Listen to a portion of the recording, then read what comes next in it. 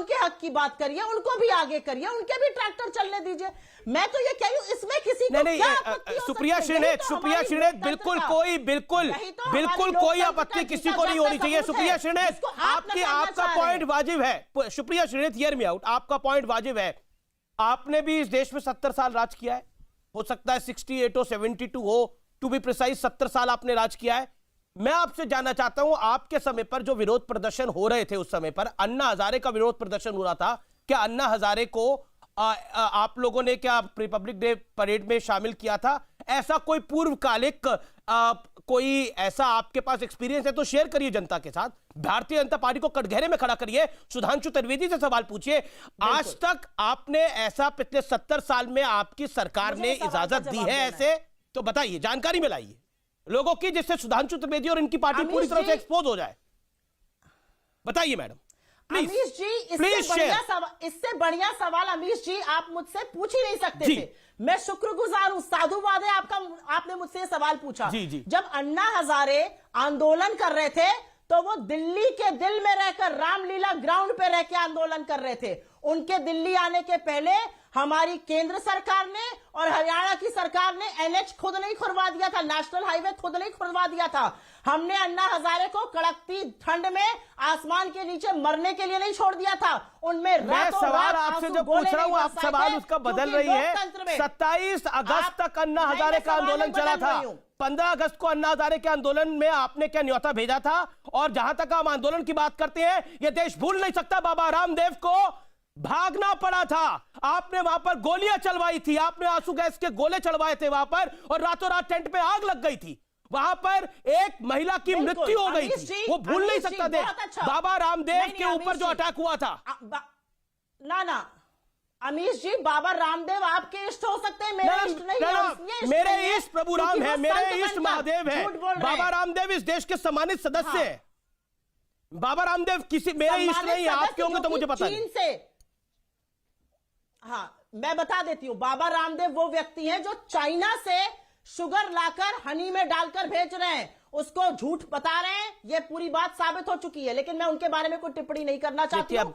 मैं तो ये कहना चाहती हूँ कि लोकतंत्र और गणतंत्र को सेलिब्रेट करने वाले लोग ये याद रखें कि लोकतंत्र और गणतंत्र में डिसेंट और प्रोटेस्ट का राइट है, और वो राइट हमारी सरकार ने अन्ना हजारे को और उनके तमाम लोगों को दिया था। लोकतंत्र में डिसेंट और प्रोटेस्ट का राइट है। वैक्सीन का भी प्रोटेस्ट हो सकता है, डिसेंट हो सकता है। ठीक है, ओके। संगीत प्रोफेसर आगी, professor Sudhanshu first you, 30 second reply, then professor आगी एंड जूही सिंह। बहुत ब्रीफ। देखिए, अभी फिर इन्होंने इतना बढ़िया बोला सुप्रिया जी ने, फैक्ट्स दा। अन्ना हजारे आपने, अरे मनीष तिवारी और कपिल सिब्बल की बाइट्स भूल गई। अन्ना हजारे से हमारा लाख मतभेद सही। हमने कभी अन्ना हजारे को भ्रष्टाचारी सिद्ध करने का प्रयास नहीं किया। आपने भ्रष्टाचार दुराचार सब सिद्ध करने का प्रयास किया और तिहाड़ जेल पहुंचा दिया था। आज यहां भाषण, गजब का आप लोगों का तर्क है भाई। आप लोग बहुत ही सक्षम है। तिहाड़ जेल, अन्ना तिहाड़ जेल में थे, उस हकीकत को बोलिए, तिहाड़ ले जाके बंद कर दिया था और उनका चरित्र हनन भी करने का प्रयास किया था। दूसरा, आपने बहुत बढ़िया स्वतंत्रता संग्राम बोला। एक ही पंक्ति में समाप्त कर रहा हूं, स्वतंत्रता आंदोलन की सारी गरिमा।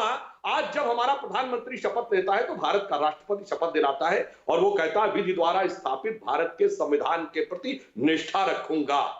वो कांग्रेस जो एलन ऑक्टोवियम ह्यूम के द्वारा 1885 28 दिसंबर को स्थापित हुई, और जवाहरलाल नेहरू ने सितंबर 1946 में, जब विधि द्वारा स्थापित भारत का संविधान नहीं था, सितंबर 1946, 15 अगस्त 47 नहीं, लॉर्ड माउंटबेटन के द्वारा ब्रिटिश सरकार के प्रति निष्ठा का शपथ लेते हुए कैबिनेट मिशन प्लान के तहत प्रधानमंत्री का पद स्वीकार किया था। यह आपका महान स्वतंत्रता संग्राम है, जिसका योगदान यह देश कभी नहीं भूल सकता। सुधांशु जी, स्वतंत्रता की लड़ाई आपने तो लड़ी नहीं थी ना, आपके पूर्वजों ने लड़ी थी।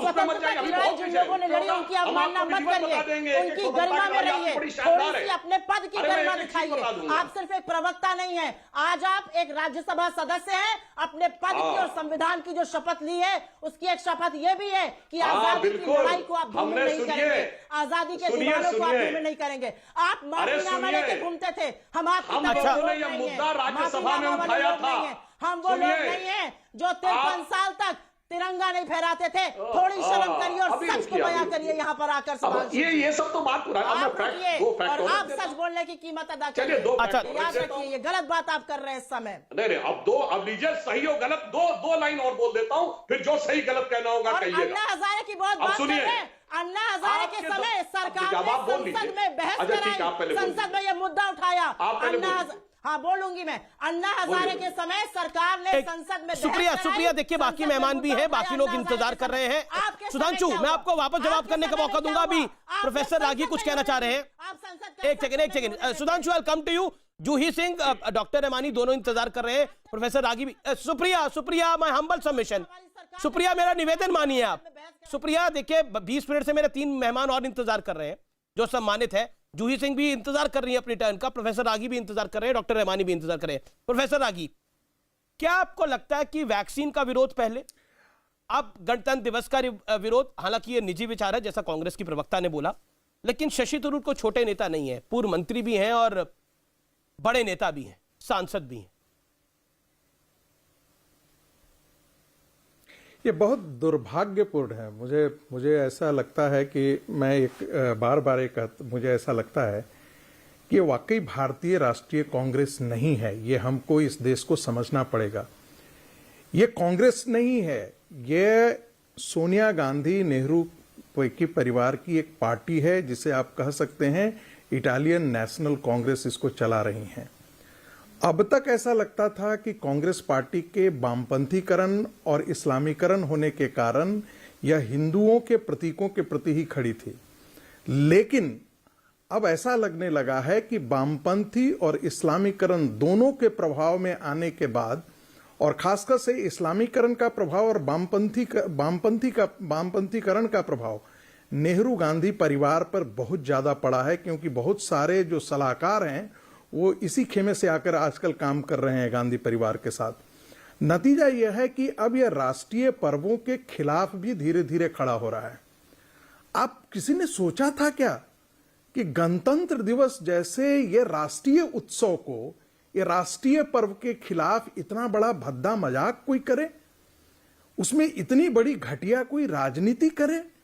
इसका मतलब है कि कांग्रेस का वर्तमान नेतृत्व जो है वो संवेदना शून्य हो चुका है। लेकिन